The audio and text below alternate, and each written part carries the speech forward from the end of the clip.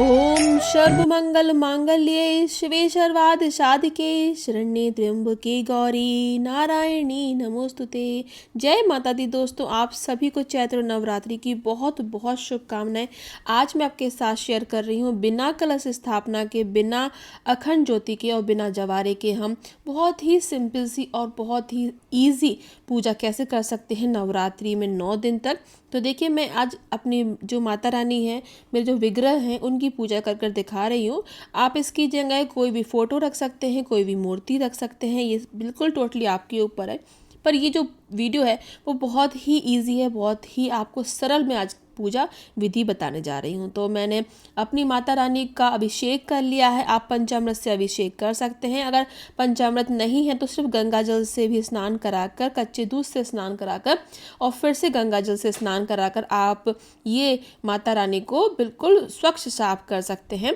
फिर हम एक चौकी बिछा लेंगे। यहाँ पर ध्यान रखिएगा, चौक पूर कर चौकी बिछाइएगा। उसके ऊपर मैंने एक छोटा सा एक और पटा बिछाया है, उसके ऊपर लाल वस्त्र बिछाया है और माता का सिंहासन हम यहाँ पर रख देंगे। माता का सिंहासन अगर आपके पास नहीं हो तो बस पुष्प का आसन देकर डायरेक्ट भी मूर्ति या फोटो रखकर आप पूजा कर सकते हैं। अब अपनी माता रानी को हम यहाँ विराजमान कर देंगे। माता का स्मरण, माता की मंत्रों का उच्चारण मन ही मन आप जरूर करते रहें और माता रानी से प्रार्थना करें कि वो आपकी जो पूजा है उसको सफल बनाएं और आपके पूरे परिवार पर अपनी कृपा दृष्टि हमेशा बरसाती रहे। तो यहाँ देखिए, मैं यहाँ कलश की स्थापना नहीं कर रही हूँ, बस यहाँ पर एक कलश रखेंगे जल से भरा हुआ, क्योंकि कोई भी पूजा होती है हमें वहाँ पर जल से भरा हुआ एक लोटा, एक कलश जरूर रखना चाहिए। इससे जो वातावरण है वो भी पवित्र हो जाता है और उसमें माता की जो आशीर्वाद शक्ति है वो उसमें आ जाती है और जितनी भी नेगेटिविटी होती है वो भी दूर हो जाती है। इसीलिए आप ये ज़रूर कीजिएगा।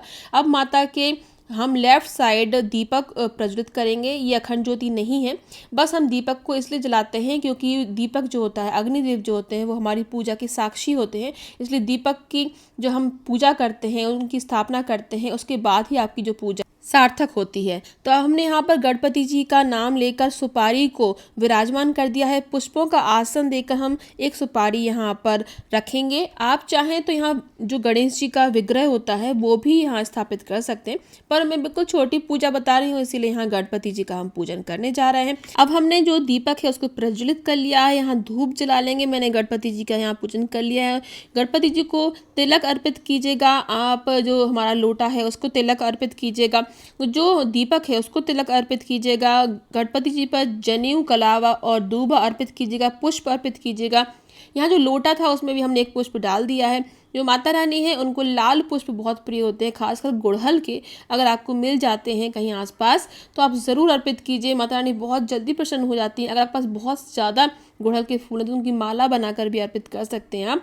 तो यहाँ पर देखिए, मैंने गुड़ और चना का प्रसाद लगाया है, ड्राई फ्रूट्स का, मेवों का प्रसाद लगाया है और बताशों का प्रसाद लगाया है। अब आप कुछ अपनी सामर्थ्य के अनुसार यहाँ पर दक्षिणा रख दीजिए। ये दक्षिणा जो है बाद में पूजा के बाद आप किसी भी पंडित को या ब्राह्मण को दे सकते हैं। इस दक्षिणा का रखने का मतलब यही होता है कि अगर आपकी पूजा में कोई कमी रह जाती है तो वो माफ़ हो जाती है, आपकी जो पूजा की कमी दूर हो जाती है। तो आप देखिए, हमने सभी जगह पुष्प अर्पित कर दिए हैं। धूप से भी हम आरती कर लेंगे, इत्र लगा देंगे और यहाँ पर हम जनेऊ, कलावा दोनों अर्पित करेंगे गणपति जी को और माता रानी को भी हम अर्पित करेंगे। एक मैं माता रानी के लिए अलग से चुनरी भी लेकर आई हूँ तो वो भी हम अर्पित कर देंगे। ये जो पूजा है मैं विद्यार्थियों के लिए या फिर नौकरी पेशा के लिए, उनके लिए शेयर कर रही हूँ जिनको ज़्यादा समय नहीं होता है पूजा के लिए। तो आप ये छोटी सी पूजा ज़रूर कर सकते हैं क्योंकि नवरात्रि की पूजा करना बहुत शुभ होता है और आपके घर में अगर आपको सुख शांति समृद्धि रखना है तो गृहस्थियों को तो नवरात्रि की पूजा जरूर करना चाहिए, चाहे वो छोटे रूप में करें। तो ये छोटे रूप में आप पूजा बहुत आसानी से कर सकते हैं। अगर आप पाठ करना चाहते हैं तो आप दुर्गा चालीसा का पाठ कर सकते हैं। अगर आप नियमित तौर पे करते हैं तो फिर तो आपको याद भी होगा, इसे हमें याद होता है, ये जब भी हम करते हैं तो बहुत जल्दी ये पाठ हो जाता है। तो ये बुक भी हम वहीं पर रख लेंगे क्योंकि हमें सुबह शाम जब आरती के बाद पाठ करते हैं तो ये हमारे सामने रहती है तो हमें याद रहती है। और हम मौसमी फल अर्पित कर देंगे और बस फिर हमें आरती कर लेना है तो हमारे छोटे रूप में ये पूजा हो जाएगी। बिना कलश की स्थापना के और बिना जवारों के, बिना अखंड ज्योति के भी आप माता को प्रसन्न कर सकते हैं। बिल्कुल भी ऐसा मत सोचिए कि ये जो संपूर्ण जो पूजा होती है वो करने के बाद ही माता प्रसन्न होती है, पर माता रानी भाव देखती हैं। इसलिए छोटे रूप में दीपक जलाकर एक पुष्प चढ़ाकर माता को प्रसाद अर्पित कर कर भी आप उनको प्रसन्न कर सकते हैं। तो एक पानी का एक छोटा सा लोटा मैंने रख दिया है माता के लिए पीने के लिए। अब यहाँ हमारी जो पूजा है वो हो गई। 9 दिन की पूजा आप ऐसे ही कर सकते हैं। बस यहाँ पर जो फूल हैं, प्रसाद है, उनको अलग कर दीजिए और फिर नए फूल चढ़ा दीजिए, नया प्रसाद रख दीजिए और आरती कर दीजिए। तो 9 दिन तक आपकी जो पूजा है वो छोटे रूप में संपन्न हो जाएगी।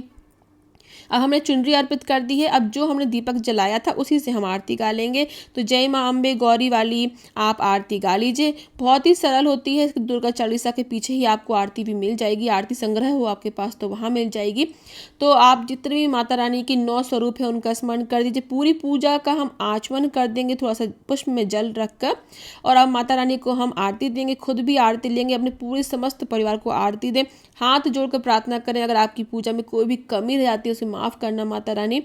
और आप जिस आसन पर बैठे हैं उस पर जल ज़रूर छोड़ दीजिएगा और हमारी जो पूजा है यहाँ पर संपन्न हो जाएगी। तो आप सभी को चैत्र नवरात्रि की बहुत बहुत शुभकामनाएं। इस वीडियो को ज़्यादा से ज़्यादा ज़रूर शेयर कीजिएगा और पहली बार अगर आप मेरे चैनल पर आए हैं तो चैनल को सब्सक्राइब करना बिल्कुल भी ना भूलेगा। आप सभी का बहुत बहुत धन्यवाद।